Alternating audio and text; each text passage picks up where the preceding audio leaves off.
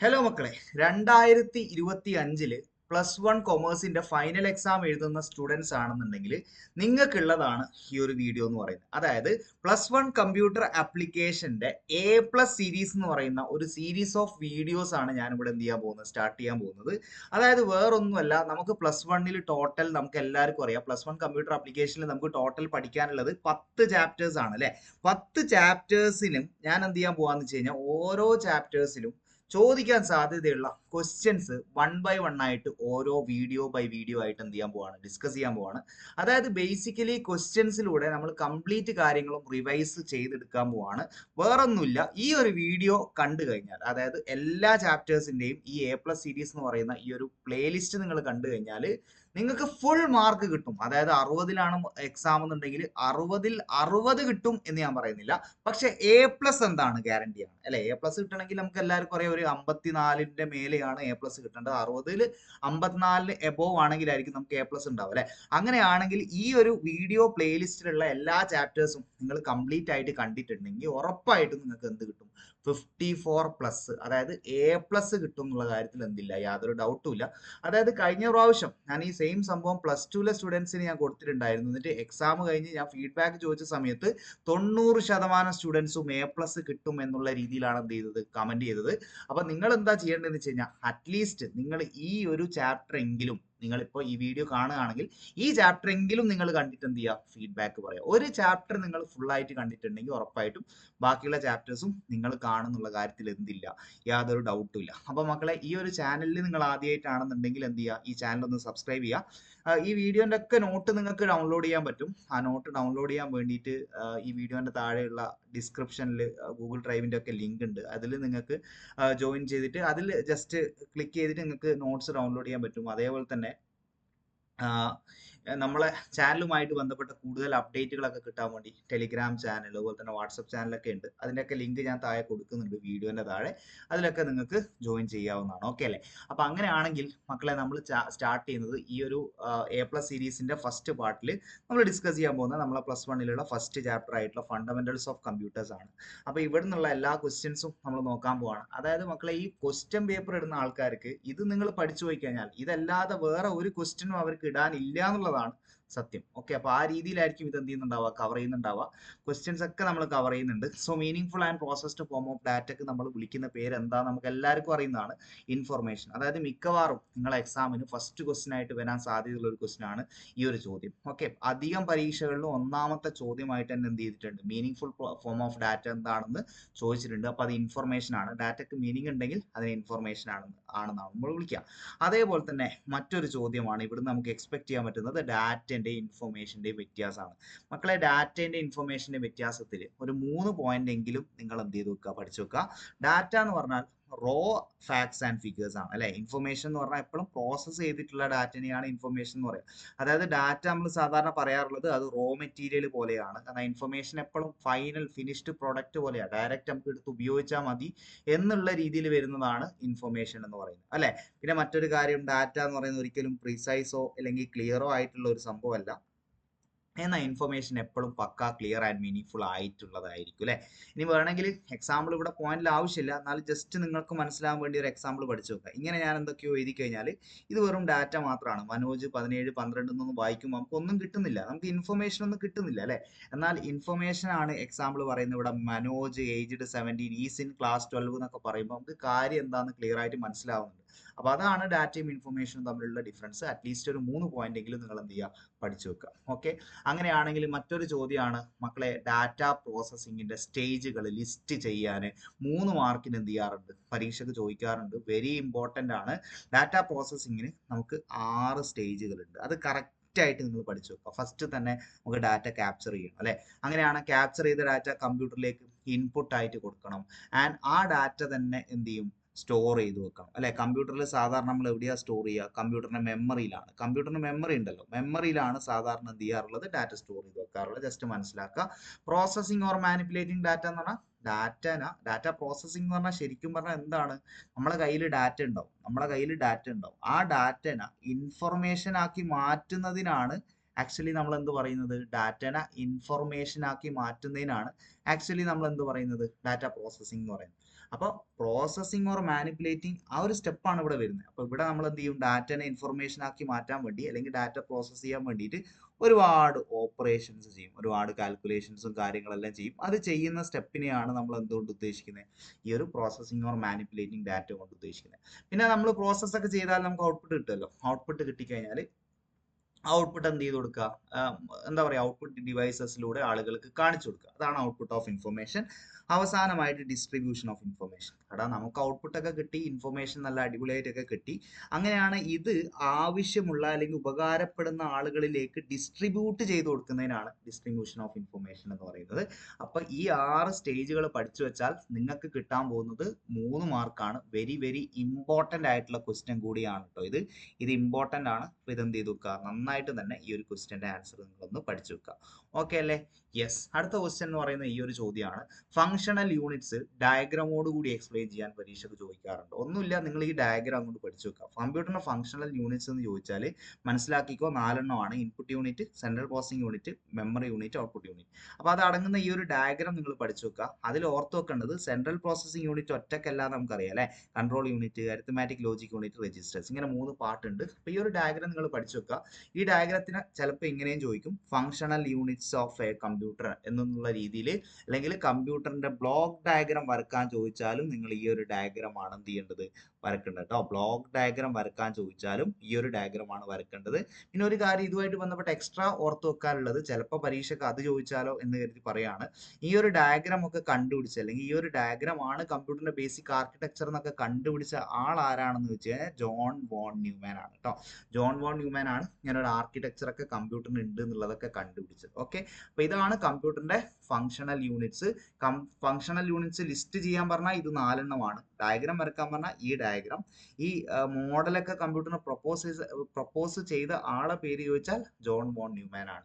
അങ്ങനെയാണ് ഇവിടുന്ന് ചോദിച്ചിട്ടുള്ള മറ്റൊരു ചോദ്യമാണ്, CPU-ന് 3 കമ്പോണൻസ് ഉണ്ട് ആൻഡ് അത് ഏതൊക്കെയാണെന്നുള്ളത് കറക്റ്റ് സെലക്ട് ചെയ്യാനൊക്കെ ചോദിച്ചിട്ടുണ്ട്. അപ്പൊ ഇതിങ്ങനെ കൺഫ്യൂസിങ് ആവുന്ന ഓപ്ഷൻസ് ഒക്കെ തന്നു കഴിഞ്ഞാൽ നമുക്ക് ഒരു ഡൗട്ട് ഉണ്ടാവാൻ പാടില്ല. CPU-നുള്ളിലുള്ള 3 പാർട്സ് ഏതാണെന്ന് കറക്റ്റ് ആയിട്ട് അറിയണം. അരിത്മാറ്റിക് ലോജിക് യൂണിറ്റും കൺട്രോൾ യൂണിറ്റും രജിസ്റ്റേഴ്സും ആണെന്നുള്ളത്. ഓക്കെ അല്ലേ? യെസ്.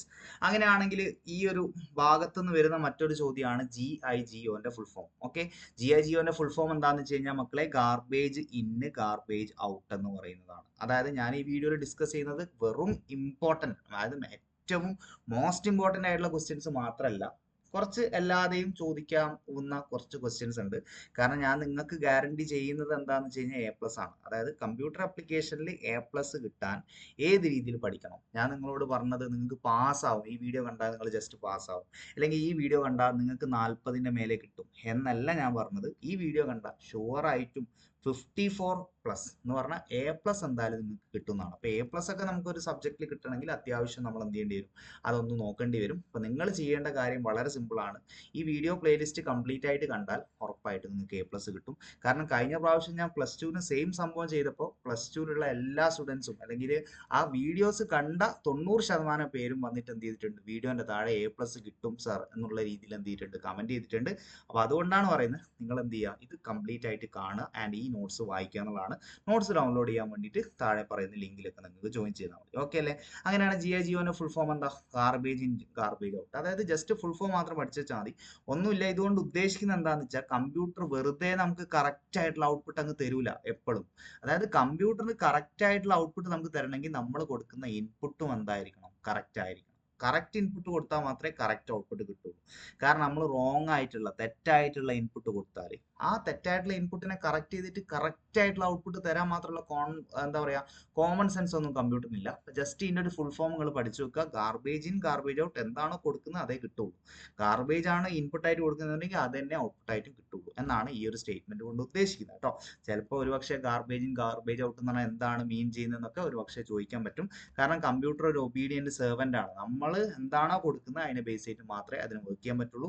എന്നാൽ ഈ ഒരു ക്വസ്റ്റ്യൻ ഉണ്ടല്ലോ മക്കളെ, ഇവിടെ കാണുന്നത് ഒരു ഇമ്പോർട്ടൻറ്റ് ക്വസ്റ്റ്യൻ ആണ്. നിങ്ങൾ പല വീഡിയോസിലൊക്കെ കണ്ടിട്ടുണ്ടാവും. ഇത് ഇമ്പോർട്ടൻ്റ് ആണ്. കമ്പ്യൂട്ടറിന്റെ അഡ്വാൻറ്റേജും ലിമിറ്റേഷൻസും പരീക്ഷയ്ക്ക് പലതവണ ചോദിക്കുന്നുണ്ട്. അപ്പോൾ ഇത് പഠിച്ചു വെക്കുക. 3 മാർക്കിനൊക്കെ ചോദിക്കാൻ സാധ്യതയുണ്ട്. രണ്ടും കൂടെ ഒരുമിച്ച് ചോദിക്കണമെന്നില്ല, രണ്ടിൽ ഏതെങ്കിലും ഒന്നായിരിക്കും ചോദിക്കുക.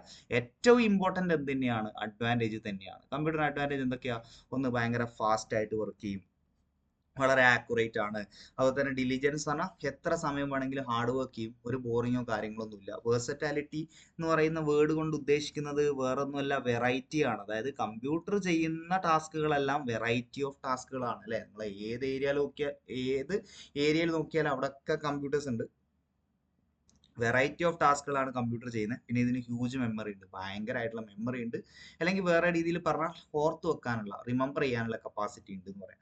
അങ്ങനെയാണ് ലിമിറ്റേഷൻസും പരീക്ഷയ്ക്ക് ചോദിച്ചിട്ടുണ്ട്. ലിമിറ്റേഷൻസ് പറഞ്ഞാൽ ഒന്ന് IQ ഇല്ല, അല്ലെങ്കിൽ നമുക്ക് വേറെ രീതിയിൽ പറയാം കോമൺ സെൻസ് ഇല്ല എന്നൊക്കെ വേണമെങ്കിൽ പറയാം അല്ലെ. Lack of decision making power, സ്വന്തമായിട്ട് ഒരു തീരുമാനവും കമ്പ്യൂട്ടറിന് എടുക്കാൻ പറ്റില്ല, ഡെസിഷൻ മേക്ക് ചെയ്യാൻ പറ്റില്ല, കാരണം നമ്മൾ കൊടുക്കുന്നതിന് ബേസ് ആയിട്ടാണ് കമ്പ്യൂട്ടർ വർക്ക് ചെയ്യുന്നത്. ഇമോഷൻസ് ഇല്ല. ഇതൊക്കെയാണ് കമ്പ്യൂട്ടറിന്റെ ലിമിറ്റേഷൻസ് ആയിട്ട് നമ്മൾ പഠിച്ചു വെക്കുന്നത്. ഈ പോയിന്റ്സ് എന്ത് ചെയ്ത് വെക്കുക, ഇതിനെ പറ്റിയിട്ട് കാര്യങ്ങൾ മനസ്സിലാക്കിയിട്ടില്ലെങ്കിൽ പോലും അറ്റ്ലീസ്റ്റ് എന്ത് ചെയ്യുക, ഈ പോയിന്റ്സ് നിങ്ങൾ പഠിച്ചു വെക്കുക, പരീക്ഷയ്ക്ക് ഇമ്പോർട്ടൻ്റ് ആണ്. അങ്ങനെയാണ് മക്കളെ. ഇനി നമ്മൾ വരാൻ പോകുന്ന കുറച്ച് കാര്യങ്ങൾ കറക്റ്റ് ആയിട്ട് മനസ്സിലാക്കേണ്ട സെക്ഷനിലേക്കാണ്. അതായത് നമ്പർ സിസ്റ്റംസ് അല്ലെ. നമ്പർ സിസ്റ്റംസ് എന്ന് ചോദിക്കുന്ന ചോദ്യങ്ങൾ എന്തൊക്കെയാണെന്ന് വെച്ചാൽ, ഒന്ന് രണ്ട് സിമ്പിൾ ആയിട്ടുള്ള വൺ വേർഡ് ക്വസ്റ്റ്യൻസ് പലതവണ ചോദിക്കാറുണ്ട്. Number of symbols in A number system അല്ലെ. ഇതിന്റെ ആൻസർ നമുക്ക് എല്ലാവർക്കും അറിയാം. ഒരു നമ്പർ സിസ്റ്റത്തിൽ ഉപയോഗിക്കുന്ന സിമ്പലുകളുടെ എണ്ണത്തിന് വിളിക്കുന്ന ഒരു പേരാണ്, ഒന്നുകിൽ ബേസ് എന്ന് വിളിക്കും, അല്ലെങ്കിൽ റാഡിക്സ് എന്ന് വിളിക്കും. എന്ത് എഴുതി കഴിഞ്ഞാലും നിങ്ങൾക്ക് എന്തുണ്ട്, മാർക്ക് ഉണ്ട്. കറക്റ്റ് പഠിച്ചു വെച്ചോ. നമ്മൾ 4 നമ്പർ സിസ്റ്റംസ് മാത്രമേ പഠിക്കുന്നുള്ളൂ. അതിന്റെ ഒക്കെ ബേസ് അല്ലെങ്കിൽ റാഡിക്സ് എന്താണെന്നുള്ളത് നിങ്ങൾ പഠിച്ചു വെക്കണം അല്ലെ. ഡെസിമൽ നമ്പർ സിസ്റ്റത്തിന്റെ ബേസ് 10 ആണ്. കാരണം എന്താ, കാരണം ഇതിൽ 0 മുതൽ 9 വരെയുള്ള ടോട്ടൽ 10 സിമ്പിൾസ് ആണ് ഉപയോഗിക്കുന്നത്. ബൈനറി നമ്പർ സിസ്റ്റത്തിന്റെ ബേസ് 2 ആണ്. കാരണം എന്താ, ഇവിടെ 2 സിമ്പിൾസേ ഉള്ളൂ, 0യും 1ഉം, 2 സിമ്പിൾസ്. 2 സിമ്പിൾ ഉപയോഗിക്കുന്നതുകൊണ്ട് ബേസ് എത്രയാണ്, 2 ആണ് അല്ലെ. ഒക്ടൽ നമ്പർ സിസ്റ്റത്തിന്റെ ബേസ് 8 ആണ്. കാരണം ഇവിടെ ഉപയോഗിക്കുന്ന സിമ്പിൾസ് ഏതൊക്കെയാണ്, 0 മുതൽ 7 വരെയുള്ള 8 സിമ്പിൾസ് ആണ്.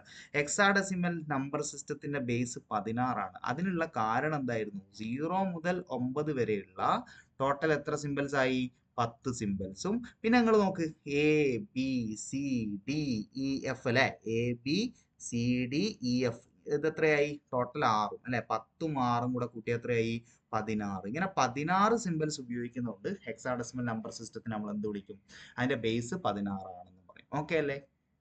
യെസ്, ഇത് പരീക്ഷക്ക് പലതവണ ചോദിച്ചിട്ടുമുണ്ട്. അതായത് ഹെക്സാഡെസിമൽ നമ്പർ സിസ്റ്റത്തിന്റെ ബേസ് എത്രയാന്നുള്ള രീതിയിലൊരു ചോദ്യം പലതവണ പരീക്ഷക്ക് ചോദിച്ചിട്ടുണ്ട്. അപ്പൊ പഠിച്ചു വെച്ചോ, ഹെക്സാഡെസിമൽ നമ്പർ സിസ്റ്റത്തിന്റെ ബേസ് 16 ആണെന്ന് തൊട്ട് മുന്നേ നമ്മൾ പറഞ്ഞിട്ടേ ഉള്ളൂ. പിന്നെ വേറൊരു ചോദ്യം, ബൈനറി നമ്പർ സിസ്റ്റവുമായിട്ട് ബന്ധപ്പെട്ട് ബൈനറി നമ്പർ സിസ്റ്റത്തിലുള്ള ഓരോ ഡിജിറ്റിനും സ്പെഷ്യൽ ആയിട്ട് നമ്മൾ എന്തോ ഒരു പേര് വിളിക്കും. അതിന്റെ ആൻസർ എന്ന് പറയുന്നത് മക്കളെ ബിറ്റ് ആണ് അല്ലെ. നമ്മൾ പരീക്ഷയ്ക്ക് ബിറ്റ് എന്നൊക്കെ പറയില്ല, കോപ്പി അടിക്കാൻ എടുക്കുന്ന പോലെ. അതായത് ഒന്നുമില്ല, ബൈനറി നമ്പർ സിസ്റ്റത്തിൽ ഞാനൊരു നമ്പർ എഴുതി എന്ന് വിചാരിക്കും. ഫോർ എക്സാമ്പിൾ 101 ഇത് ബൈനറി നമ്പർ സിസ്റ്റത്തിലാണെന്ന് കാണിക്കാൻ നമ്മൾ ഇങ്ങനെയൊക്കെ എഴുതൂലേ, താഴെ 2 എന്ന് എഴുതും അല്ലെ, 101 to the base 2.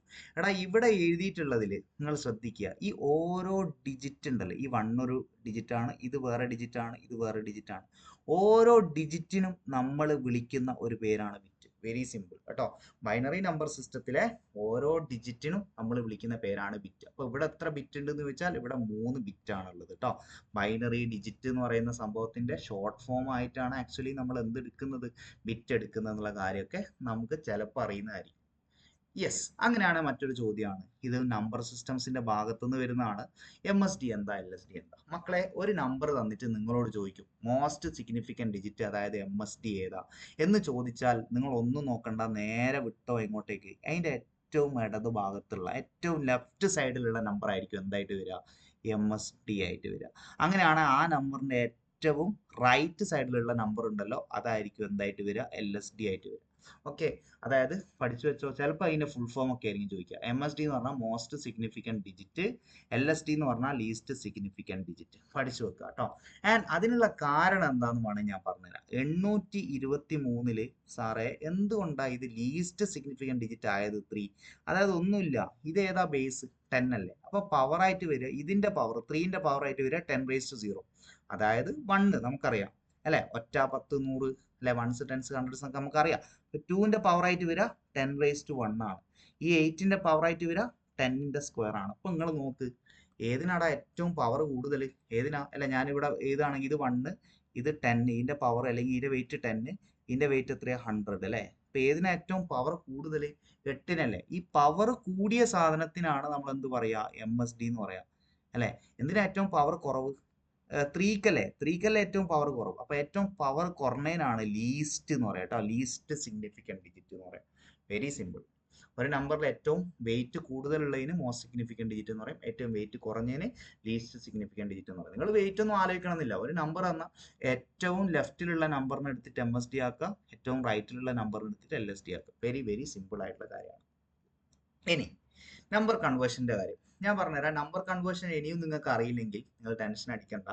നിങ്ങൾക്ക് അത് പഠിക്കാൻ ഇനി സമയമില്ല എന്നൊക്കെ തോന്നുകയാണെങ്കിൽ നിങ്ങൾ നമ്പർ കൺവേർഷൻ വിട്ടേക്ക്. കാരണം എന്താ വെച്ചാൽ ഇവിടുന്ന് ഒരു 3-4 മാർക്ക് നിങ്ങൾക്ക് ക്വസ്റ്റ്യൻ വരും. എന്നാലും നിങ്ങൾ നമ്പർ കൺവേർഷൻ നിങ്ങൾ ചെയ്തിട്ടില്ലെങ്കിൽ പോലും നിങ്ങൾക്ക് കമ്പ്യൂട്ടർ ആപ്ലിക്കേഷൻ എന്ത് ചെയ്യാൻ പറ്റും, ഫുൾ മാർക്ക് വാങ്ങാൻ പറ്റും. കാരണം ബാക്കിയുള്ള ക്വസ്റ്റ്യൻസ് കറക്റ്റായിട്ട് ആൻസർ ചെയ്താൽ തന്നെ നിങ്ങൾക്ക് മാർക്ക് കിട്ടും.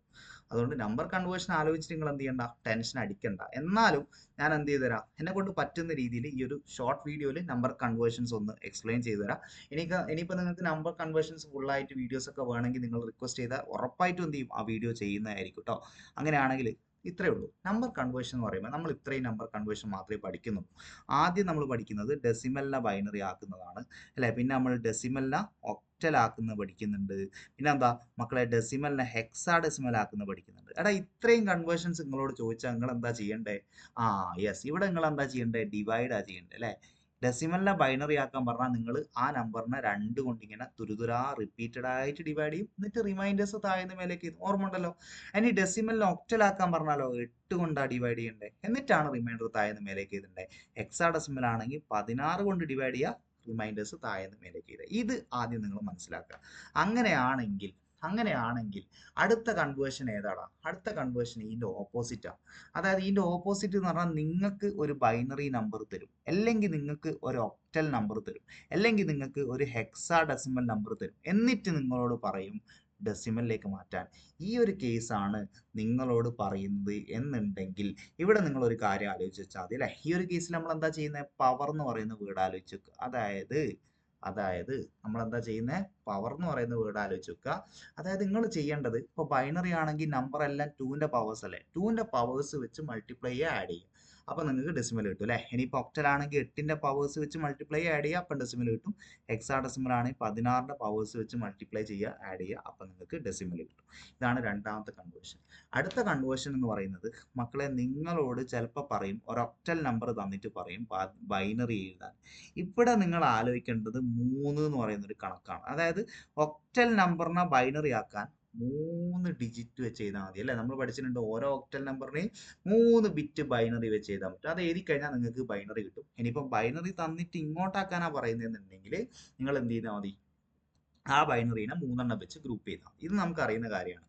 അങ്ങനെയാണ് അടുത്ത ചോദിക്കാൻ സാധ്യതയുള്ള ഒരു കൺവേർഷൻ എന്ന് പറയുന്നത്, ഒരു ഹെക്സാഡെസിമൽ നമ്പർ എന്നിട്ട് ബൈനറി ആക്കാൻ പറഞ്ഞാലോ. യെസ്, അപ്പം നിങ്ങൾ ആലോചിക്കേണ്ടത് ഇവിടെ സാറേ 3ന്റെ കണക്കല്ല 4ൻ്റെതാണ് അല്ലേ. നമ്മൾ എന്താ ചെയ്യുക, ഇവിടെ ഒരു ഹെക്സാഡെസിമൽ നമ്പർ ബൈനറി ആക്കാൻ പറഞ്ഞാൽ ഓരോ ഹെക്സാഡെസിമലിനെയും 4 ബിറ്റ് ബൈനറി ആയിട്ട് ചെയ്താൽ അത് എഴുതി കഴിഞ്ഞാൽ നിങ്ങൾക്ക് ആൻസർ കിട്ടും. എന്നാൽ തിരിച്ച് ഇങ്ങോട്ടാക്കാൻ പറഞ്ഞാൽ ആ ബൈനറിനെ 4 വെച്ച് എന്ത് ചെയ്താൽ മതി, ഗ്രൂപ്പ് ചെയ്താൽ മതി. ഓക്കെ അല്ലേ. അവസാനമായിട്ടുള്ള ഒരു കൺവേർഷൻ എന്ന് പറയുന്നത് ഡയറക്റ്റ് ബസ് ഇല്ലാത്തതാണ്. അതായത് നിങ്ങൾക്ക് മനസ്സിലാക്കുക അല്ലേ, ഡയറക്റ്റ് കണക്ഷൻ ഇല്ല. ഒരു ഒക്ടൽ നമ്പർ തന്നിട്ട് ഹെക്സാഡെസിമൽ നമ്പർ ആക്കാൻ പറഞ്ഞാൽ നിങ്ങൾക്ക് ഇവിടെ എന്തില്ല, ഡയറക്റ്റ് മെത്തേഡ് ഇല്ല. അപ്പം നമ്മൾ എന്ത് ചെയ്യുന്നു വെച്ച് കഴിഞ്ഞാൽ ആ ഒക്ടൽ നമ്പറിന് എന്ത് ചെയ്യും, ആദ്യം ബൈനറിയിലേക്ക് മാറ്റും, എന്നിട്ട് ബൈനറിയിൽ നിന്ന് അങ്ങോട്ട് മാറ്റും, ഹെക്സാഡെസിമലിലേക്ക് മാറ്റും. തിരിച്ചും ഇതേപോലെ ഹെക്സിനെ ഒക്ടലാക്കാൻ പറഞ്ഞാലോ, ആദ്യം ഹെക്സാഡെസിമലിനെ നിങ്ങൾ ബൈനറിയിലേക്ക് മാറ്റും, എന്നിട്ട് അവിടെ നിന്നായിരിക്കും എന്ത് ചെയ്യുക, ഒക്ടലിലേക്ക് കൺവേർട്ട് ചെയ്യുക കേട്ടോ. അത്രയും കൺവേർഷൻസ് ആണ് നമുക്ക് പഠിക്കാനുള്ളത്. ഇങ്ങനെ പറഞ്ഞാൽ ഒരുപക്ഷെ നിങ്ങൾക്ക് മനസ്സിലായിട്ടുണ്ടാവില്ല. ഇവിടെ നിന്ന് ചോദിക്കുന്ന കുറച്ച് 2-3 ക്വസ്റ്റ്യൻസ് നമ്മൾ നോക്കും. കൂടുതൽ ക്വസ്റ്റ്യൻസ് ഡിസ്കസ് ചെയ്യില്ല. നിങ്ങൾക്ക് വേണമെങ്കിൽ നമ്പർ കൺവേർഷൻസ് കംപ്ലീറ്റ് പഠിപ്പിച്ചു തരാൻ ഞാൻ റെഡിയാണ്. നിങ്ങൾ വീഡിയോ വേണം എന്നുള്ളത് നിങ്ങളെ ഭാഗത്ത് നിന്ന് റിക്വസ്റ്റ് വന്നു കഴിഞ്ഞാൽ ഉറപ്പായിട്ടും ഞാൻ ചെയ്യുന്നതായിരിക്കും. ഓക്കെ അല്ലേ. നിങ്ങൾ ഇവിടെ നോക്കിയേ, DA ടു ദ ബേസ് 16 എന്താ പറയുക, ഇതെന്തിലേക്കാ തന്നത്, ബൈനറിയിലേക്ക്. എന്താ മെത്തേഡ് ഒന്ന് ആലോചിച്ച് നോക്കിയേ. നമ്മളോട് എന്താ പറഞ്ഞത് ഹെക്സാഡെസിമലിനെ ബൈനറി. ഇപ്പം ഞാനിവിടെ എഴുതിയിട്ടുണ്ട്, നോക്ക്. ഹെക്സാഡെസിമലിനെ ബൈനറി ആക്കാൻ പറഞ്ഞാൽ 4 ബിറ്റ് വെച്ച് എഴുതിയാൽ മതി. Very simple. അപ്പോൾ എന്താ ചെയ്യേണ്ടത്, ക്വസ്റ്റ്യൻ ഞാനൊന്ന് ഇങ്ങനെ മാറ്റി ചെയ്താൽ DA അല്ലേ. അപ്പോൾ ഈ ഡിക്ക് എന്തുണ്ട്, 4 ബിറ്റ് ഉണ്ട്, അത് എഴുതുക. എക്ക് എന്തുണ്ട്, 4 ബിറ്റ് ഉണ്ട് അല്ലേ. പക്ഷേ നിങ്ങൾ ഇവിടെ മനസ്സിലാക്കേണ്ടതല്ലേ, നമ്മൾ ഇവിടെ ഉപയോഗിക്കുന്ന ഒരു മെത്തേഡ് എന്ന് പറയുന്നതല്ലേ, ഇതെങ്ങനെയാണ് ആ 4 ബിറ്റ് എഴുതാൻ ഒരു ടേബിളൊക്കെ ഉണ്ട്. പക്ഷേ ടേബിളിൻ്റെ ഒന്നും ആവശ്യമില്ല. നിങ്ങൾ ഇങ്ങനെ എഴുതി വെച്ചാൽ മതി. 1 2 4 8 എന്ന് എഴുതുക. ഇവിടെയും എന്ത് എഴുതി കൊടുക്കുക, 1 2 4 8 എന്ന് ഇങ്ങനെ എഴുതി കൊടുക്കുക. വലത്തുനിന്ന് തുടങ്ങിയിട്ട് അടുത്തോട്ട് എഴുതണം, അത് ശ്രദ്ധിക്കുക കേട്ടോ.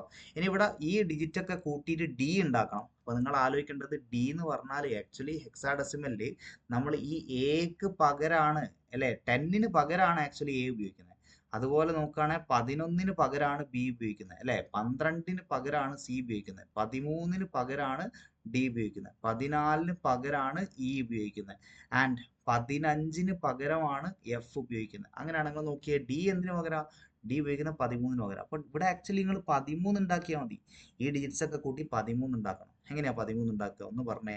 8ഉം 4 കൂട്ടുമ്പോൾ എത്രയായി 12, 1 കൂട്ടുമ്പോൾ എത്രയായി 13. അപ്പൊ അവിടെ മാത്രം നിങ്ങൾ എന്ത് കൊടുക്കുക, 1 കൊടുക്കുക, ബാക്കിയുള്ള ഇവിടെ 0 കൊടുക്കുക. ഇവിടെ അതേപോലെ എ അല്ലെ, എ എന്തിനു പകരം 10ന് പകരം. അപ്പൊ നിങ്ങൾ ഇതെല്ലാം കൂടെ കൂട്ടി എ ഉണ്ടാക്കാൻ പറ്റില്ല, സോ നിങ്ങൾ എന്ത് ഉണ്ടാക്കിയാൽ മതി 10 ഉണ്ടാക്കിയാൽ മതി അല്ലെ. ഇതുപോലത്തെ കാൽക്കുലേഷൻസിലാണ് ഇത് ഇങ്ങനത്തെ ഉള്ള നമ്പേഴ്സ് നമ്മൾ ഉപയോഗിക്കുക. അപ്പൊ 10 ഉണ്ടാക്കണമെങ്കിൽ 8ഉം എടുക്കണം, അത് തന്നെ 2ഉം എടുക്കണം അല്ലെ. അപ്പൊ അത് 2 മാത്രം എടുത്തു കഴിഞ്ഞാൽ തന്നെ 1 വരും, ബാക്കിയുള്ള സ്ഥലത്തൊക്കെ 0 കൊടുക്കുക. അപ്പൊ മക്കളെ നമുക്ക് എന്ത് കിട്ടും, ഈ ഹെക്സാഡെസിമൽ നമ്പറിന്റെ ബൈനറി കിട്ടും. Very simple, 1101 1010 to the base 2. ഇതാണ് ആൻസർ വരിക. ഇനി ഇവിടെ വേറൊരു ചോദ്യം കണ്ടല്ലോ, ഒരു ഡെസിമൽ നമ്പറിനെ ഒക്ടലാക്കാനാ പറയുന്നത് അല്ലെ. അപ്പൊ എന്താ ചെയ്യുക, ഡെസിമൽ നമ്പറിനെ ഒക്ടലാക്കാൻ ഞാൻ എന്താ പറഞ്ഞത്, ഡിവൈഡ് ചെയ്യുക. എത്ര കൊണ്ട് ഡിവൈഡ് ചെയ്യുക, 8 കൊണ്ട്. റിപ്പീറ്റഡ് ആയിട്ട് അങ്ങ് ഡിവൈഡ് ചെയ്താൽ മതി. ഡിവൈഡ് ചെയ്യാൻ അറിയാത്ത പോലെ ആരും ഉണ്ടാവില്ലല്ലോ. 25ന് ആദ്യം 8 കൊണ്ടിരുന്ന് ഡിവൈഡ് ചെയ്തേ, എത്രയാ 3 പ്രാവശ്യം ചെയ്യാൻ പറ്റും. 3 × 8 24, മേലെ 25. അപ്പോൾ ഒരു റിമൈൻഡർ ഉണ്ടാവും, അത് ഞാനിവിടെ എഴുതി. 3 കിട്ടിയാൽ നിർത്തരുത്, 0 കിട്ടുന്നവരെ ചെയ്യുക, അത്രേ ഉള്ളൂ അല്ലെ. 3നെ വീണ്ടും 8 കൊണ്ട് ഞാൻ ചെയ്യാൻ നോക്കുകയാണ്, ചെയ്യാൻ പറ്റില്ല, നമുക്കറിയാം 0 കിട്ടും. 0നെ 8 കൊണ്ട് മൾട്ടിപ്ലൈ ചെയ്താൽ 0, ഇവിടെ 3 ആണ്. അപ്പോൾ എന്താ 3 റിമൈൻഡർ ആയിട്ട് വരും. 3 ഞാനിവിടെ എഴുതി. അപ്പോൾ ഇവിടെ 0 കിട്ടി, നമുക്ക് സ്റ്റോപ്പ് ചെയ്യാം. അപ്പോൾ ഈ റിമൈൻഡേഴ്സ് എഴുതിയിട്ടുണ്ടല്ലോ, അത് താഴെ നിന്ന് മേലേക്ക് എഴുതിയാൽ മതി. ആൻസർ എന്ത് കിട്ടും, 3 എന്ന് കിട്ടും ടു ദ ബേസ് 8 അല്ലെ. അപ്പോൾ അതാണ് നമ്മൾ ആൻസർ. ഓക്കെ, ഈ രീതിയിലാണ് രണ്ടാമത്തെ ക്വസ്റ്റ്യൻ ചെയ്യുന്നത്. ക്ലിയർ അല്ലേ? യെസ്, അതാണ് നമ്മളെ രണ്ടാമത്തെ ക്വസ്റ്റ്യൻ എന്ന് പറയുന്നത്. ഈ രീതിയിലാണ് നമുക്ക് എന്ത് ചെയ്യാം, ആൻസർ കിട്ടുക. Okay, yes. ഇനി നമുക്ക് വേറെ ഒരു ക്വസ്റ്റ്യൻ വരുന്നത്, ഈ ആൻസർ കീയിലുള്ള ഇത് തെറ്റാണ്, നമുക്ക് കിട്ടിയ ആൻസർ കറക്റ്റ് ആണ്. ഓക്കെ, അങ്ങനെയാണ് വേറൊരു ക്വസ്റ്റ്യൻ നോക്കിയതാ. ഇങ്ങനെയൊക്കെയാണ് നമ്പർ കൺവേർഷൻസ് ഒക്കെ ക്വസ്റ്റ്യൻ ചോദിക്കുന്നത്. നോക്കി, ഒരു നമ്പർ തന്നിട്ടുണ്ട് എം, അതിന്റെ ബേസ് 8ലാണ്, 96 ഡെസിമലിലാന്ന് പറയുന്നുണ്ട്, n ബേസ് 2ലാണ്. നമ്മളോട് എം എന്നും കാണാനാണ് പറയുന്നത്. നമുക്ക് തന്ന നമ്പർ ഏതാണ്, 96. ഇത് ഓക്കെ, നമുക്ക് തന്നിട്ടുണ്ട്. 96ന്റെ ബേസ് ഒക്കെ കറക്റ്റ് തന്നിട്ടുണ്ട്. 96 ഡെസിമലിലാണ്. അപ്പൊ ആ ഡെസിമൽ നമ്പറിനെ എന്തിലേക്ക് മാറ്റണം, ഒക്ടലിലേക്ക് മാറ്റിയാൽ എം കിട്ടൂലേ. അപ്പൊ എന്ത് ചെയ്തോ, 96നെ ഒക്ടലിലേക്ക് മാറ്റാൻ നിങ്ങൾ എന്താ ചെയ്യണ്ടേ, റിപ്പീറ്റഡ് ആയിട്ട് 8 കൊണ്ട് ഡിവൈഡ് ചെയ്യലല്ലേ ചെയ്യാം അല്ലെ. 8 കൊണ്ട് ചെയ്യാം. അപ്പൊ എത്ര കിട്ടും, ഇവിടെ 8 കൊണ്ട് ചെയ്ത് കഴിഞ്ഞാൽ 9ൽ ഒരു പ്രാവശ്യം ചെയ്യാൻ പറ്റും, 16ൽ 2 പ്രാവശ്യം. 12 × 8 ചെയ്താൽ കറക്റ്റ് നമുക്കറിയാം 96 ആണെന്ന്. അപ്പൊ റിമൈൻഡർ 0 ആണ് അല്ലെ. ഇനി വീണ്ടും ഇതിനെ 8 കൊണ്ട് ചെയ്യാം. 8 കൊണ്ട് ചെയ്ത് കഴിഞ്ഞാൽ ഒരു പ്രാവശ്യം ചെയ്യാൻ പറ്റും. 1 × 8 8, ഇവിടെ 12 ആണ്. അപ്പൊ 4 റിമൈൻഡർ ആയിട്ട് വരും. 1 കിട്ടിയാൽ സ്റ്റോപ്പ് ചെയ്യരുത്, 0 കിട്ടുന്നവരെ ചെയ്യുക. റിപ്പീറ്റഡ് ഡിവിഷൻ 0 കിട്ടുന്നവരെ ചെയ്യുക. അപ്പോൾ 1നെ വീണ്ടും 8 കൊണ്ട് ചെയ്യാൻ നോക്കുകയാണ്, അപ്പോൾ 0 വരും. അപ്പോൾ ഇവിടെ റിമൈൻഡർ 1 വരും, ഈ 1 ഇവിടെ വരും അല്ലെ. ഇത് താഴെ നിന്ന് മേലേക്ക് വലിച്ചാൽ ആൻസർ എത്ര വരിക, 140 അല്ലെങ്കിൽ 140 ടു ദ ബേസ് 8. അപ്പൊ നമുക്ക് എന്ത് കിട്ടി, എം കിട്ടി കേട്ടോ. എമ്മിന്റെ വാല്യൂ എന്താണ്, 140 ആണ്. കാരണം എം എന്ന് പറയുന്നത് ബേസ് 8ലാണ്. അപ്പൊ എമ്മിന്റെ വാല്യൂ 140 ആണ് കിട്ടിയത്. അങ്ങനെയാണെങ്കിൽ നമുക്ക് ഇനി n കണ്ടുപിടിക്കണം. n എങ്ങനെയാ കണ്ടുപിടിക്കുക, n കാണാൻ വേണ്ടി എന്തിനാ പറയുന്നത്, യെസ്, ഈ 96നെ ബൈനറിയിലേക്ക് മാറ്റിയാൽ നമുക്ക് എന്ത് കിട്ടും, n കിട്ടും. 96നെ ബൈനറിയിലേക്ക് മാറ്റുക എങ്ങനെയാ, 96നെ എങ്ങനെയാ ബൈനറിയിലേക്ക് മാറ്റുക, റിപ്പീറ്റഡ് ആയിട്ട് 2 കൊണ്ട് ഡിവൈഡ് ചെയ്ത് പോയാൽ മതി. അല്ലെങ്കിൽ നിങ്ങൾക്ക് വേറൊരു മെത്തേഡ് എന്ന് പറഞ്ഞാൽ ഓൾറെഡി 140 ഒക്ടലിൽ കിട്ടിയിട്ടുണ്ടല്ലോ, ആ 140നെ എന്തിലേക്ക് മാറ്റിയാലും മതി, 140നെ ബൈനറിയിലേക്ക് മാറ്റിയാലും മതി.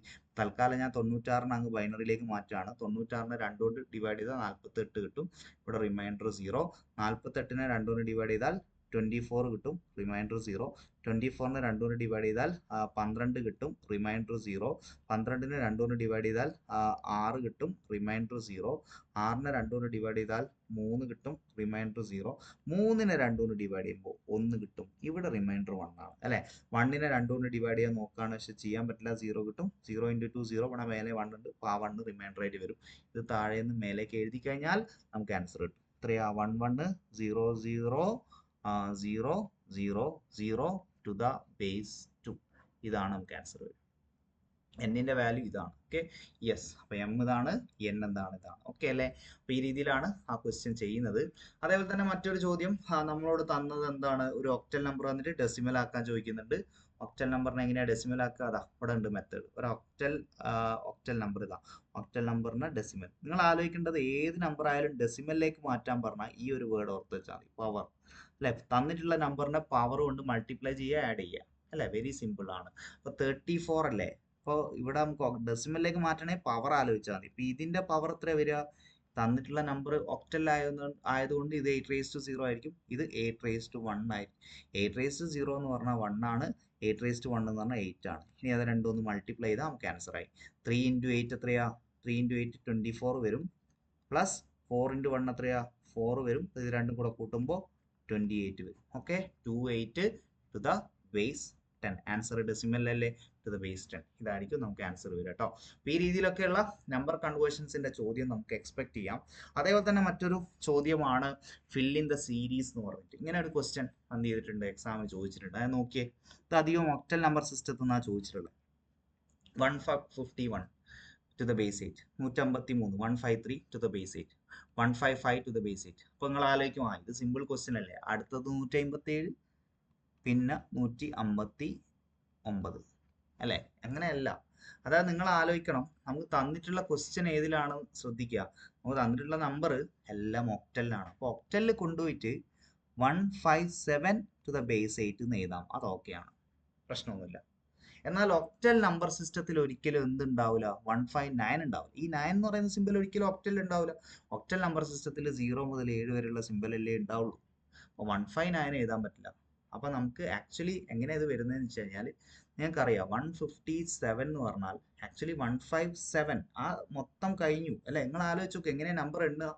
151, 152, 153, 154, 155, 156, 157 കഴിഞ്ഞാൽ 158 ഒന്നും ഇല്ല ഒക്ടൽ നമ്പർ സിസ്റ്റത്തിൽ. 157 കഴിഞ്ഞാൽ പിന്നെ 15 മാക്സിമം പോകാനുള്ള 7 വരെയാണ്, അത് പോയി കഴിഞ്ഞു. പിന്നെ 160 എന്ന് എണ്ണി തുടങ്ങും, പിന്നെ 161, ഇതിങ്ങനെ ഇങ്ങനെ ഇങ്ങനെ പോയിട്ട് 167 വരെ എണ്ണിക്കഴിഞ്ഞാൽ പിന്നെ അടുത്തത് ഏതിൽ എണ്ണി തുടങ്ങും? 170 എണ്ണി തുടങ്ങും. കാരണം 8 എന്ന് പറയുന്ന സിമ്പിൾ എവിടെ ഉണ്ടാവില്ല? ഹെക്സാഡെസിമൽ നമ്പർ സിസ്റ്റത്തിൽ ഉണ്ടാവില്ല. അപ്പോൾ ഇവിടെ നമുക്ക് അടുത്ത നമ്പർ ആക്ച്വലി ഇത് ഒന്നിടപെട്ടിട്ടല്ലേ ക്വസ്റ്റ്യൻ ഉള്ളത്. അപ്പോൾ അടുത്ത നമ്പർ ആക്ച്വലി ഏതായിരിക്കും? 157 ആയിരിക്കില്ല. 157 കഴിഞ്ഞിട്ടുള്ള അടുത്ത നമ്പർ ഏതായിരിക്കും? 158 എന്തായാലും ഒക്ടൽ നമ്പർ സിസ്റ്റത്തിൽ ഉണ്ടാവില്ല. അപ്പോൾ 157 കഴിഞ്ഞാൽ ആക്ച്വലി അടുത്ത നമ്പർ 160 ആണ്. അത് കഴിഞ്ഞാലാണ് 161 വരിക. അപ്പോൾ ഇത് എല്ലാം ഒന്നിടവിട്ടായതുകൊണ്ട് 157 കഴിഞ്ഞിട്ട് അടുത്ത നമ്പർ ആയിട്ട് വരിക. നമുക്ക് 160 എടുക്കണം എന്നില്ല, 161 ആയിരിക്കും അടുത്ത നമ്പർ ആയിട്ട് വരിക. ഓക്കെ അല്ലേ? ഇതാണ് ഈ ഒരു ക്വസ്റ്റ്യൻ. ഇതുപോലത്തെ വേറൊരു ക്വസ്റ്റ്യൻ മുന്നേ ചോദിച്ചിട്ടുണ്ട്. അതായത് ഇങ്ങനെയാണ് ചോദിച്ചിട്ടുള്ളത്: 35 to the base 8, 36 to the base 8, 37 to the base 8. അങ്ങനെയാണ് അടുത്ത നമ്പർ ഏതാണെന്ന് ചോദിച്ചിട്ടുണ്ട്. അപ്പോൾ നിങ്ങൾ നേരെ പോയിട്ട് 37 കഴിഞ്ഞു, അപ്പോൾ 38 എന്ന് എഴുതി വെക്കരുത്. കാരണം ഒക്ടൽ നമ്പർ സിസ്റ്റത്തിൽ 37 കഴിഞ്ഞാൽ പിന്നെ അടുത്ത ഇവിടെ തുടങ്ങും 40 എണ്ണി തുടങ്ങും കേട്ടോ. അടുത്ത നമ്പർ 40 ആണ്. ഈ രീതിയിലാണ് നിങ്ങൾ എന്ത് ചെയ്യേണ്ടത്, ഇവിടുന്ന് കാര്യങ്ങൾ മനസ്സിലാക്കേണ്ടത് കേട്ടോ. ഓക്കെ, അങ്ങനെയാണെങ്കിൽ what are the 3 methods four representing integer numbers എന്നുള്ള രീതിയിലൊരു ചോദ്യം ചോദിച്ചിട്ടുണ്ട്. ഇൻറ്റീജർ നമ്പേഴ്സിനെ റെപ്രസെന്റ് ചെയ്യാൻ ഡയറക്റ്റ് തിയറി ചിലപ്പോൾ ഇവിടുന്ന് ചോദിക്കും. ഇൻറ്റീജർ നമ്പർ റെപ്രസെന്റ് ചെയ്യാനുള്ള 3 മെത്തേഡുകൾ ഏതൊക്കെയാണ്? അപ്പോൾ നമുക്ക് പറയാം, ഒന്ന് sign and magnitude, 1's complement, 2's complement ആണ്. അപ്പോൾ ഡയറക്റ്റ് തിയറി ചോദിച്ചാൽ ഇങ്ങനെയുള്ള കാര്യങ്ങൾ എഴുതാം. സൈൻ ആൻഡ് മാഗ്നിറ്റ്യൂഡ് ആണെങ്കിൽ പോസിറ്റീവ് നമ്പർ ആണെങ്കിൽ നമ്മൾ സൈൻ ബിറ്റ് 0 ആക്കും. ഓക്കെ, നെഗറ്റീവ് നമ്പർ ആണെങ്കിൽ സൈൻ ബിറ്റ് 1 ആക്കും. ബാക്കിയുള്ള 7 ബിറ്റ് മാഗ്നിറ്റ്യൂഡ് വെച്ചിട്ടാണ് എഴുതുക അല്ലേ? ആൻഡ് 1's കോംപ്ലിമെന്റ് ആണെങ്കിൽ വേറൊന്നും നിങ്ങൾ ചെയ്യേണ്ട, ജസ്റ്റ് 8 ബിറ്റ് ബൈനറി എഴുതിയാൽ മതി. നെഗറ്റീവ് നമ്പർ ആണെങ്കിൽ നിങ്ങൾ 1's കോംപ്ലിമെന്റ് കാണും, അതായത് 0നെ 1 ആക്കും, 1നെ 0 ആക്കും. എന്നാൽ 2's കോംപ്ലിമെന്റ് കാണാൻ പറഞ്ഞാൽ ജസ്റ്റ് നിങ്ങൾ എന്ത് ചെയ്താൽ മതി, 8 ബിറ്റ് ബൈനറി എഴുതിയാൽ മതി. 2's കോംപ്ലിമെന്റ് കാണാൻ നെഗറ്റീവ് നമ്പർ ആണെങ്കിൽ മാത്രം അല്ലെ, പോസിറ്റീവ് നമ്പർ ആണെങ്കിൽ ജസ്റ്റ് 8 ബിറ്റ് ബൈനറി എഴുതിയാൽ മതി. അത് 1's കോംപ്ലിമെന്റ് പോലെ തന്നെ.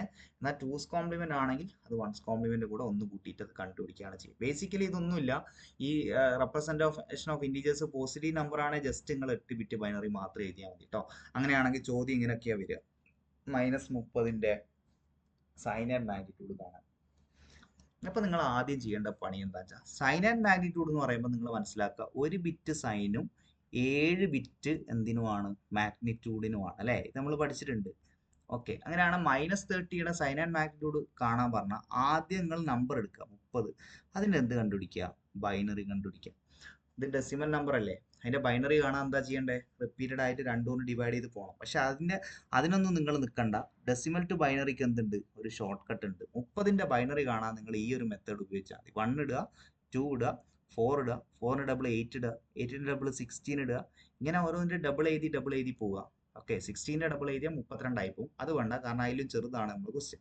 ഓക്കെ, അപ്പോൾ ഇവിടം വരെ ഞാൻ എഴുതിയിട്ടുണ്ടല്ലോ. അപ്പൊ ഇതൊക്കെ കൂട്ടി 30 ഉണ്ടാക്കിയാൽ മതി. നിങ്ങൾ നോക്കിക്കേ, 16 8 കൊടുത്താൽ എത്രയായി? 24. 24 4 കൊടുത്താൽ എത്രയായി? 28. 28 2 കൊടുത്താൽ എത്രയായി? 30 അല്ലേ? അപ്പൊ നമ്മൾ എടുത്തിട്ടുള്ള സംഭവങ്ങളിൽ മാത്രം 1 കൊടുക്കുക, ബാക്കിയുള്ള 0 കൊടുക്കുക.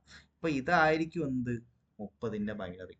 അപ്പൊ നമുക്ക് ബൈനറി എന്ന് പറയുമ്പോൾ ആക്ച്വലി മാഗ്നിറ്റ്യൂഡ് ആണ് ബൈനറി അല്ലേ? അപ്പൊ ആ ബൈനറി മാഗ്നിറ്റ്യൂഡ് കിട്ടിയിട്ടുണ്ട്. എത്രയാണ്? യെസ്, മാഗ്നിറ്റ്യൂഡ് കിട്ടിയിട്ടുണ്ട്. എത്രയാണ്? 1 1 1 1 4 1 ഒരു 0. അപ്പൊ ആക്ച്വലി ഈ മാഗ്നിറ്റ്യൂഡിൽ എത്ര ബിറ്റ് ഇപ്പൊ ആയിട്ടുണ്ട്? മാഗ്നിറ്റ്യൂഡ് ടോട്ടൽ നമുക്ക് 7 ബിറ്റ് അല്ലേ വേണ്ടത്? എത്ര ബിറ്റ് ആയിട്ടുണ്ട്? ടോട്ടൽ 5 ബിറ്റ് ആയിട്ടുണ്ട്. അപ്പൊ നിങ്ങൾ 7 ബിറ്റ് ആക്കാൻ വേണ്ടി 2 0 എന്ത് ചെയ്യുക? ഫില്ല് ചെയ്യുക. അപ്പൊ നിങ്ങൾക്ക് ടോട്ടൽ എന്ത് കിട്ടും? നമ്മുടെ മാഗ്നിറ്റ്യൂഡ്, നമ്പറിന്റെ മാഗ്നിറ്റ്യൂഡ് കിട്ടും. അപ്പൊ സൈൻ ആൻഡ് മാഗ്നിറ്റ്യൂഡ് ആണ് ആദ്യം നിങ്ങൾ മാഗ്നിറ്റ്യൂഡ് സെറ്റ് ആക്കുക എന്നുള്ളതാണ് ചെയ്യേണ്ടത്. മാഗ്നിറ്റ്യൂഡ് സെറ്റ് ചെയ്തു. ഇനി സൈൻ ബിറ്റ് നമ്മൾ എന്താ പറഞ്ഞത്? നമ്പർ നെഗറ്റീവ് ആണ്, സൈൻ ബിറ്റിൽ എന്ത് കൊടുക്കണം? 1 കൊടുക്കണം. പോസിറ്റീവ് ആണെങ്കിൽ സൈൻ ബിറ്റിൽ എന്ത് കൊടുത്താൽ മതി? 0 കൊടുത്താൽ മതി. അപ്പൊ നമുക്ക് തന്ന ചോദ്യം നോക്കുക, -30 അല്ലേ? അപ്പൊ സൈൻ ബിറ്റിൽ എന്തായിരിക്കും കൊടുക്കേണ്ടത്? 1. അപ്പൊ ഇവിടെ സൈൻ ബിറ്റിൽ എന്തായിരിക്കും വരിക? 1 ആയിരിക്കും വരിക. അപ്പൊ നമ്മൾ ആൻസർ വരെ ഇതാണ്, മൊത്തത്തിൽ എഴുതിയെന്നാണ് നമ്മൾ ആൻസർ വരിക. സൈൻ ആൻഡ് മാഗ്നിറ്റ്യൂഡ് ആൻസർ ആണ് ഇവിടെ കൊടുത്തിട്ടുള്ളത്. ഓക്കെ അല്ലേ? ഈ രീതിയിലാണ് ഈ ഒരു ക്വസ്റ്റ്യൻ ചെയ്യേണ്ടത്. സൈൻ ആൻഡ് മാഗ്നിറ്റ്യൂഡ് ചോദിക്കാം, ചിലപ്പോൾ നമ്മളോട് വൺസ് കോംപ്ലിമെന്റ് ചോദിക്കാം. മക്കൾ ഒരു നമ്പർ തന്നിട്ട് ചോദിക്കുകയാണ് വൺസ് കോംപ്ലിമെന്റ് എത്രയാ? അപ്പൊ നിങ്ങൾ സെയിം മെത്തേഡ് തന്നെ അപ്ലൈ ചെയ്യുക. -53 ആണ് എന്തായാലും നോക്കണ്ട, നമ്പർ എന്തോ ആയിക്കോട്ടെ, നമ്പറിന്റെ ബൈനറി കാണുക. 83ന്റെ ബൈനറി ആണ് നിങ്ങൾ ആദ്യം കാണേണ്ടത്. 83ന്റെ ബൈനറി എങ്ങനെ കാണുക? ഞാൻ പറഞ്ഞ ഷോർട്ട് കട്ട് ഉപയോഗിക്കുക. 1 ഇടുക, 2 ഇടുക, 4 ഇടുക, 8 ഇടുക, 16 ഇടുക. കഴിഞ്ഞില്ല, 32 കൂടെ ഇട്ടോ പ്രശ്നമൊന്നുമില്ല. 32ന്റെ ഡബിൾ എത്രയാ? 64. അതും ഇട്ടോ, ഒരു പ്രശ്നമില്ല. കാരണം എന്താന്ന് വെച്ച് കഴിഞ്ഞാൽ 64നെ ഡബിൾ ചെയ്യുമ്പോൾ 128. അതിലും ചെറുതാണ് നമ്മൾ ക്വസ്റ്റ്യൻ. അപ്പൊ 64 വരെ ഇടുന്നില്ലെന്നില്ല, പ്രശ്നമില്ല. ഇനി ഇവിടെ ഉള്ളതിൽ കൂട്ടിയിട്ട് 83 ഉണ്ടാക്കിയാൽ മതി. നോക്കിയേ, 64 32 കൊടുത്താൽ 83 കൂടിപ്പോവും. അതുകൊണ്ട് 32 എടുക്കുന്നില്ല. 64 16 കൊടുത്താൽ അത്രയായി? 80 ആയി. 80ന്റെ കൂടെ 2 എടുത്തു, കാരണം 80 8 കൊടുത്താൽ 58 ആവില്ല. അപ്പോൾ ഇതിലും കൂടുതലാവാൻ പാടില്ല, 83 ആക്കണം. അപ്പോൾ 80 അല്ല, 64 16 80, 82 83 അല്ല, 64 16 80, 82 82, 1 83. ഇത്ര എടുത്താൽ 53 ആവൂലേ? അപ്പൊ അത് മാത്രം എടുത്തിട്ട് നിങ്ങൾ എന്ത് ചെയ്യുക? സെറ്റ് ചെയ്യുക. ഓക്കെ, ബാക്കിയുള്ള സ്ഥലത്തൊക്കെ നിങ്ങൾ എന്ത് ചെയ്തോ? 0 കൊടുത്തു. ബാക്കി എടുക്കാത്ത സ്ഥലത്തൊക്കെ 0 കൊടുത്തോ. ഇതാണ് ആക്ച്വലി എന്ത്? 84ന്റെ ബൈനറി. നിങ്ങൾ നോക്കിയേ, 84ന്റെ ബൈനറിയിൽ എത്ര ബിറ്റ് ഉണ്ട്? എത്ര ഡിജിറ്റ് ഉണ്ട്? 1 2 3 4 5 6 7 7 അല്ലേ ഉള്ളൂ. നിങ്ങൾ ചെയ്യേണ്ടത്, നേരത്തെ സൈൻ ആൻഡ് മാഗ്നിറ്റ്യൂഡ് ആകുമ്പോൾ 7 ബിറ്റ് മാഗ്നിറ്റ്യൂഡ്, 1 ബിറ്റ് സൈൻ, അങ്ങനെയൊക്കെയാണ്. എന്നാൽ ഇവിടെ അങ്ങനെയൊന്നും ഇല്ല കേട്ടോ. ഈ വൺസ് കോംപ്ലിമെന്റ്, ടൂസ് കോംപ്ലിമെന്റ് ഒക്കെ കാണാൻ പറഞ്ഞാൽ നിങ്ങൾ ചെയ്യേണ്ടത് ആദ്യം ബൈനറി കണ്ടുപിടിച്ചിട്ട് അത് 8 ബിറ്റ് ആക്കുക എന്നുള്ളതാണ്. ഇവിടെ അങ്ങനെ 7 ബിറ്റിന്റെ കണക്കില്ല, എല്ലാം 8 ബിറ്റാണ്. അപ്പൊ നമ്മൾ ബൈനറി കണ്ടപ്പോൾ എത്ര കിട്ടിയേ? 10100. അത് ഞാൻ ഇവിടെ എഴുതുന്നുണ്ട്. ബൈനറി കണ്ടപ്പോൾ ഇതല്ലേ കിട്ടിയേ? ഇത് എത്ര ബിറ്റാ ഉള്ളത്? ഇതിപ്പോ 7 ബിറ്റാ ഉള്ളത്.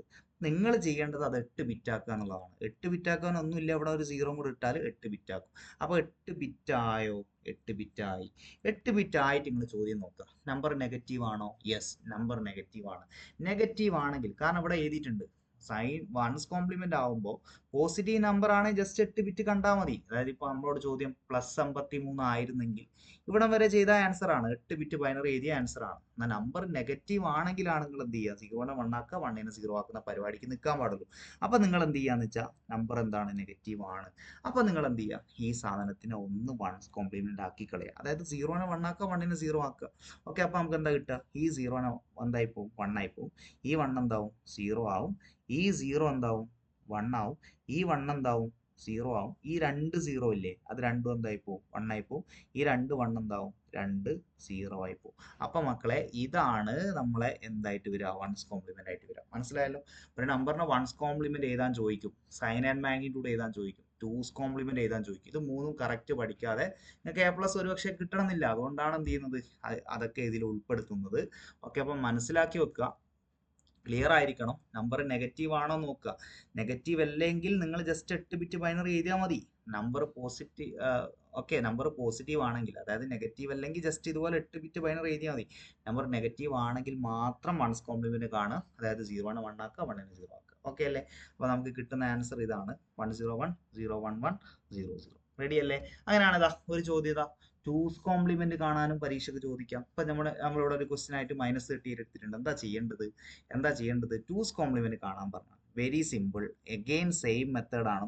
38 അല്ലേ നമ്മളെ നമ്പർ, അതിന്റെ എന്ത് കണ്ടുപിടിച്ചോ, ആദ്യം ബൈനറി കണ്ടുപിടിച്ചോ. ഷോർട്ട് കട്ട് ഉപയോഗിക്കുക ബൈനറി കാണാൻ, അതിലൊന്നും ഒരു പ്രശ്നമില്ല. 1 2 4 പിന്നെ 8 16ന്റെ ഡബിൾ എഴുതിക്കോ, 32 അല്ലേ ആവുള്ളൂ. 32ന്റെ ഡബിൾ എഴുതിയാൽ 64 ആയിപ്പോവും. അതിലും ചെറുതല്ലേ നമ്മളെ ക്വസ്റ്റ്യൻ. ഇപ്പൊ ഞാൻ 32ൽ നിന്നു. ഓക്കെ, ഇനി ഇത് കൂട്ടി പെറുക്കി 38 ഉണ്ടാക്കിയാൽ മതി. ബൈനറി കാണാനുള്ള ഷോർട്ട് കട്ടാണ് കേട്ടോ പറയുന്നത്. 32ഉം ഒരു 4 കൊടുത്താൽ 36, 2 കൊടുത്താൽ 38 അല്ലെ? അപ്പൊ അവിടെ മാത്രം 1 കൊടുക്കുക, ബാക്കിയുള്ള സ്ഥലത്തൊക്കെ 0 ഇട്ട് കൊടുക്കുക അല്ലെ? അപ്പൊ നിങ്ങൾ ചെയ്യേണ്ടത് വൺസ് കോംപ്ലിമെന്റിലും ടൂസ് കോംപ്ലിമെന്റിലും 7 ബിറ്റിന്റെ കണക്കൊന്നുമില്ല, 8 ബിറ്റാക്കി സെറ്റ് ആക്കുക എന്നുള്ളതാണ്. ഇവിടെ നിങ്ങൾക്ക് ഇപ്പം ബൈനറി നമുക്ക് കിട്ടി. ബൈനറി എന്താ കിട്ടിയേ? 100 110. ഇതിൽ എത്ര ബിറ്റ് ഉണ്ട്? ബൈനറിയിൽ 6 ബിറ്റ് ആണ് അല്ലെ? അപ്പൊ നിങ്ങൾ എന്ത് ചെയ്യുക? ഈ 6 ബിറ്റ് നമുക്ക് ഓൾറെഡി കിട്ടിയിട്ടുണ്ട്. അപ്പൊ 2 ബിറ്റും കൂടെ സെറ്റ് ആക്കിയിട്ട് എന്ത് ചെയ്യുക? 8 ബിറ്റ് ആക്കുക. മക്കളെ 8 ബിറ്റ് ആയാൽ ചോദ്യം നോക്കുക, അല്ലെ തെറ്റിപ്പോവും. ചില ആൾക്കാർ എന്ത് വെച്ചാൽ വെറുതെ ഒരു ആവശ്യമില്ലാതെ ടൂസ് കോംപ്ലിമെന്റ് ഒക്കെ കാണും. അതുകൊണ്ടാണ് പറയുന്നത് 8 ബിറ്റ് ആയോ? യെസ് ആയാൽ ചോദ്യം നോക്കുക. ഒന്നും കൂടെ, മൈനസ് ആണോ? യെസ് മൈനസ് ആണ്. മൈനസ് ആണെങ്കിൽ നിങ്ങൾ എന്ത് കാണണം? ടൂസ് കോംപ്ലിമെന്റ് കാണണം. അതായത് മൈനസ് ആണെങ്കിൽ ഈ സാധനത്തിന് എന്ത് കാണണം? ടൂസ് കോംപ്ലിമെന്റ് കാണണം. മനസ്സിലായോ? ടൂസ് കോംപ്ലിമെന്റ് കാണണം. ഇനി അഥവാ ചോദ്യം മൈനസ് അല്ല, +38 ആയിരുന്നു, ചിലപ്പോൾ നിങ്ങളോട് ട്വിസ്റ്റ് ചെയ്യാൻ പരീക്ഷക്ക് അങ്ങനെ ചോദിക്കും. +38 ആണെങ്കിൽ ഇവിടെ നിൽക്കണം. ഇതായിരിക്കും നിങ്ങളുടെ ആൻസർ. 8 ബിറ്റ് ബൈനറി ആയിരിക്കും നിങ്ങളുടെ ആൻസർ. അപ്പൊ ഇപ്പൊ ചോദ്യം നെഗറ്റീവ് ആയതുകൊണ്ട് നമുക്ക് എന്ത് കാണാം? ജസ്റ്റ് നമുക്കൊന്ന് ഇതിന്റെ ടൂസ് കോംപ്ലിമെന്റ് കാണാം അല്ലെ? ടൂസ് കോംപ്ലിമെന്റ് എങ്ങനെയാ കാണുക? ഒന്നുമില്ല. ടൂസ് കോംപ്ലിമെന്റ് കാണണമെങ്കിൽ നമ്മൾ എഴുതിയിട്ടുണ്ട്, നമുക്ക് പഠിച്ചിട്ടുണ്ട്. വൺസ് കോംപ്ലിമെന്റ് കൂടെ 1 കൂട്ടിയാൽ ടൂസ് കോംപ്ലിമെന്റ് ആയി. അപ്പൊ ഈ സാധനത്തിന് വൺസ് കോംപ്ലിമെന്റ് കാണണം. അപ്പൊ ഈ 00 വൺസ് കോംപ്ലിമെന്റ് ചെയ്താൽ 11 ആവും. ഈ 1 എന്താവും? 0 ആവും. ഈ 00 11 ആവും. ഈ 11 00 ആവും. ഓക്കെ, ഈ 0 1 ആവും അല്ലെ? ഇത്രയും നമുക്ക് കിട്ടി. ഇതാണ് നമ്മളെ വൺസ് കോംപ്ലിമെന്റ്. ഈ വൺസ് കോംപ്ലിമെന്റ് കൂടെ ഒന്ന് നൈസായിട്ട് +1 ചെയ്താല് നമുക്ക് എന്ത് കിട്ടും? ടൂസ് കോംപ്ലിമെന്റ് കിട്ടും. അപ്പൊ 1 കൂട്ടിയാൽ നമ്മൾ പണ്ടേ പഠിച്ചിട്ടുണ്ട്. 1 + 1 0 വിത്ത് ക്യാരി 1 ആണെന്ന് പഠിച്ചിട്ടുണ്ട്. അതൊക്കെ നമ്മൾ എഡിഷന്റെ റൂളാണ്. 0യും 1 കൂട്ടുമ്പോൾ 1, ഈ 0ന്റെ കൂടെ കൂട്ടാനൊന്നുമില്ല അപ്പൊ 0, 1ന്റെ കൂടെ കൂട്ടാനൊന്നുമില്ല അപ്പൊ 1, ഈ 1ന്റെ കൂടെ കൂട്ടാനൊന്നുമില്ല, വേറെ ആയിരിക്കും കൂട്ടാനൊന്നുമില്ല, എല്ലാം നിരത്തി താഴേക്ക് ചെയ്ത. അപ്പൊ മക്കളെ ഇതായിരിക്കും നമ്മളെ എന്ത് വരിക? ടൂസ് കോംപ്ലിമെന്റ് വരിക. ശ്രദ്ധിക്കേണ്ടത് ചോദ്യം നെഗറ്റീവ് ആണേ മാത്രമേ ഈ കടും കൈക്ക് നിൽക്കാൻ പാടുള്ളൂ. അല്ലെങ്കിൽ നിങ്ങൾ എന്ത് ചെയ്യണം? അല്ലെങ്കിൽ ഇത് അവിടെ അവസാനിപ്പിക്കണം കേട്ടോ. ചോദ്യം അഥവാ നെഗറ്റീവ് അല്ലായിരുന്നെങ്കിൽ